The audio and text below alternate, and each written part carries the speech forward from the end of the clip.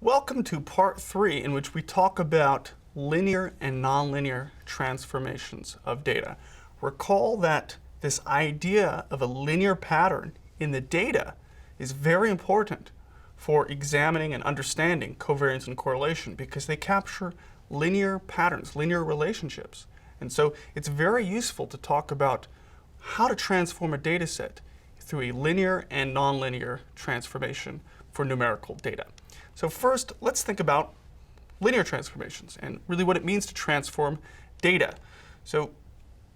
And why we might even want to transform data. Why might you kind of make these transformations? Well, we transform data in essence to, because we want a linear pattern in our set of data. So if you look at Anscombe's quartet, sometimes we have nonlinearities or some kind of skewness in a set of data. And so sometimes we want to use transformations so that we can apply covariance and correlation. One way to think about transforming data in the simplest way is to look at a linear transformation of data. It's a simple way, and we like linear transformations because they don't fundamentally change the distribution of a numerical variable. All we're doing is we're shifting and rescaling the data. We see linear transformations used all the time, but we also see nonlinear transformations. And in a nonlinear transformation, the idea is to change the distribution of the data. We typically use nonlinear transformations when we have some sort of nonlinearity in the data, and we want to straighten out that nonlinearity or that skewness so that we can apply covariance and correlation. So let's look at linear transformations first. Shifting and rescaling data, what that means. So suppose we have some x variable and we can index this x variable, the observations of this x variable, from 1 to n, where n is the total sample size. We can conduct a linear transformation of this x variable by multiplying x by some value, some weight, and then adding or subtracting some constant a.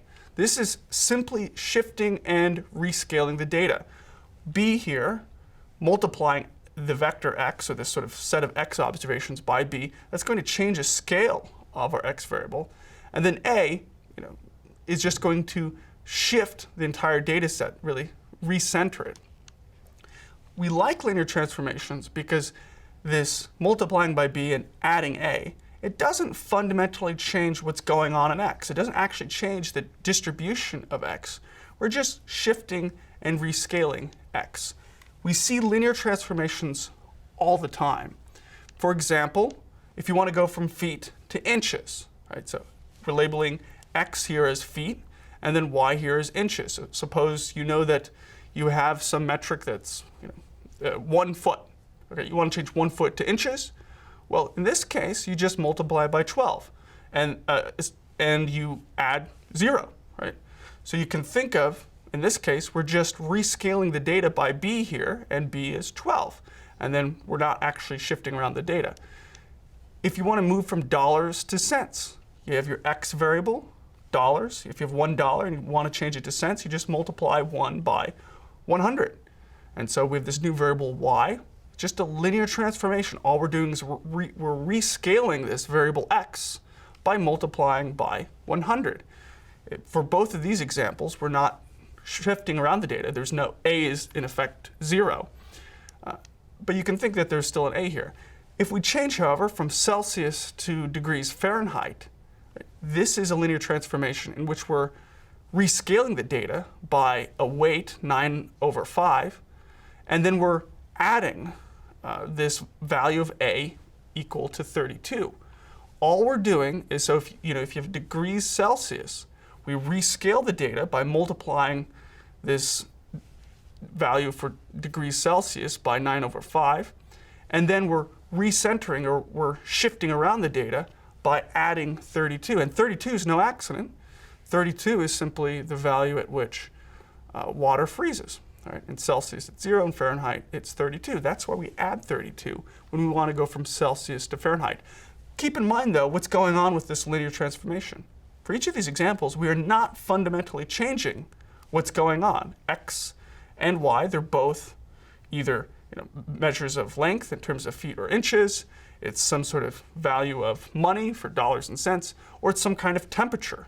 But we don't say that when you change degrees Celsius to degrees Fahrenheit, the number's different. Right? The temperature has a different value, but the actual temperature, you go outside, the temperature is the same whether you measure it in degrees Celsius or degrees Fahrenheit. That's why we like linear transformations. They aren't fundamentally changing what's going on. We're just rescaling and shifting the data by multiplying and adding some value. Another example is to go from inches to centimeters. Here, if you have 1 inch, right, and you want to change that value to centimeters, you multiply 1 by 2.54, and you add 0. So in this case, b equals 2.54, a is 0, and that linear transformation will spit out centimeters. Right? We can also think of shifting and rescaling in a slightly different way by rearranging the terms. So we can linearly transform from y to x. In this case, all we do is we take our x variable and we want to go back to y, or if we want to go y back to x. It's just a slightly different way of rewriting what we just looked at. If you have a variable y, you can subtract out a and divide by b. Right? Again, this is just a different way of rewriting the equation. And again, we're not fundamentally changing what's going on. We're just changing the center and spread of the data, but not the shape of the distribution. So to put another way, you can think of b, when we're changing the scale, we're changing the spread of the data. And with a, we're changing the center. We're shifting the data around where that set of data is centered. So we can look at the same linear transformations using this slightly different way of rewriting it. So suppose we want to go from inches to feet. Okay, so you can just divide y by 12. Okay, so in this case, if you have 1 inch, if y equals 1, then 1 over 12, okay, will give you the feet. Okay, 1 inch is 1/12 of a foot. If you want to go from cents to dollars, okay, you use y divided by 100. So for example, if y equals 1, 1 divided by 100, that is 1/100th of a dollar. That's the definition of a cent. If you want to go from Fahrenheit back to Celsius, you can use this equation, which is, in essence, you're just taking y minus 32. So that's recentering, that's shifting around the data. And then you're multiplying by 5 over 9. Again, all that's doing is it's changing the spread, the scale of the data. And then if you want to go from centimeters to inches, back to inches, you can just take centimeters divided by 2.54, and that will give you inches. Again, all we're doing is we're doing these linear transformations. We're changing where the data are centered, and we're changing that spread. Okay. We like linear transformations because they don't fundamentally change what's going on with x. And there's one linear transformation that we see used often. That linear transformation is called a z-score. So suppose we have our original data, and that data is just some x variable with a set of observations. The z-score, or standard score, means the same thing. It's this linear transformation in which we take our values of x, we subtract out the mean of x, and we divide by the standard deviation of x. And that will give us what we call a z-score or standard score. So think about what's going on when we subtract the mean of x from x. Right? When you subtract the mean of x from x, we have a new mean. That mean is 0. Think of it this way. If a particular x value has a mean, as a value equal to the mean, then subtracting out the mean will give that x value a value of 0.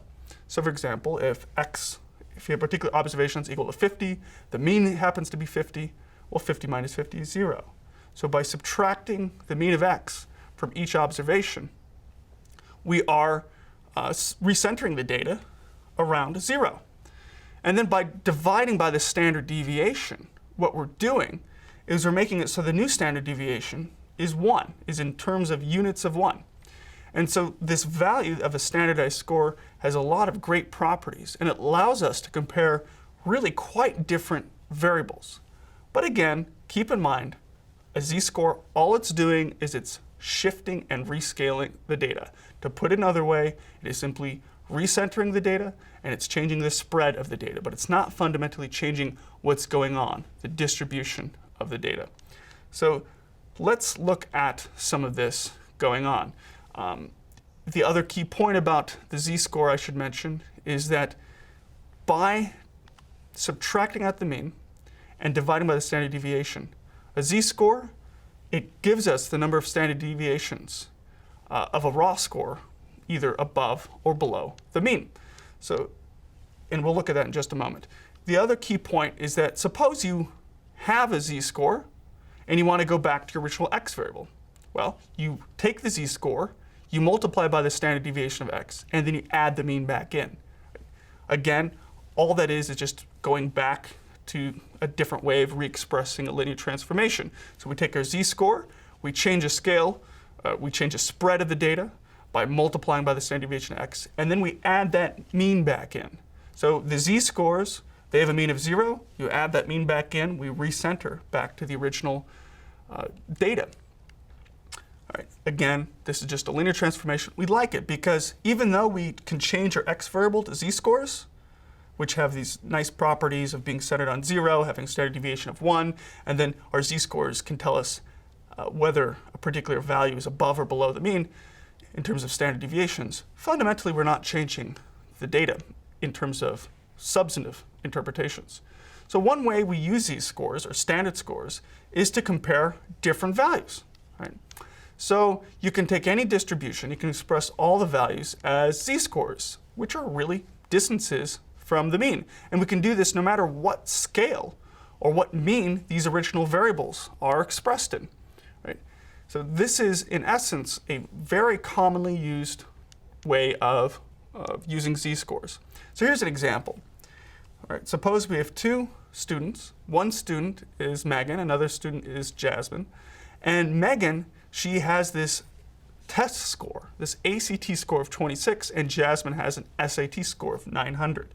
Now, if you're not from the United States, these are two standardized tests. They're just basic tests, but they have different means, right, and different scales, different standard deviations. An ACT score is a college entrance test, and it's designed to measure how ready you are to attend college. Same thing with the SAT. And the SAT is usually taken on the east or west coast of the United States. The ACT is usually taken by people from the Midwest. The problem is that these tests have different means and different standard deviations. So it's difficult to know, did Megan do better or Jasmine do better in regards to these two sets of exam scores? Well, we know that the mean SAT score is 1,000 with a standard deviation of 100 points. And the mean ACT score is 22 with a standard deviation of 2 ACT points. So what we can do, since we know the mean and the standard deviation for both of these two variables, we can transform Megan's ACT score and Jasmine's SAT score into standard or z-scores. And then we can compare Megan and Jasmine on a similar metric, with respect to a mean of 0. In terms of standard deviations scaled with a standard deviation of 1. So let's calculate z-scores for both of these students. So Megan, we take her raw x value of 26, we subtract out the mean for ACT, and then we divide by the standard deviation of the SAT score. And then we get the z-score of +2. What that tells us is that Megan scored 2 standard deviations above the mean. That's what the z-score is telling us. That's why we like z-scores, because it's a very handy way of just instantly, she's above the mean. She did pretty well on the ACT test. If we look at Jasmine, we take her raw SAT score, her raw x value of 900, we subtract out the mean for SAT scores, which is 1,000, and then we divide by the standard deviation. All we're doing is we're changing the mean, so the mean now is 0, and then we're rescaling the values of SAT scores by dividing by the standard deviation. And then we find that she has a value of -1. This tells us that she scored 1 standard deviation below the mean. What this tells us is that Megan did relatively better than Jasmine.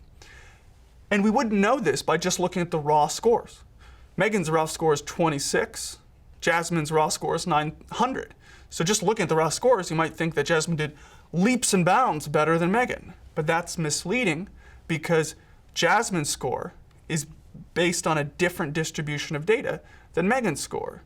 And these different distributions have different standard deviations and different means. So what we can do with a standard score is put Megan and Jasmine on the same distribution, a distribution with a same mean of 0 and a same standard deviation of 1. So by doing this, it's very helpful to really know how Megan did versus Jasmine. We know that Megan did leaps and bounds better. And so with that, we will conclude our discussion for now of linear transformations of data in which we shift and rescale the data. Next, we will look at nonlinear transformations of data in which we are interested in taking some kind of nonlinear pattern in a set of data, some sort of upside down U or some sort of curve in a set of data. And we want to straighten out that pattern in the data so that we can use measures like covariance and correlation and other statistical models or measures of association that assume linearity.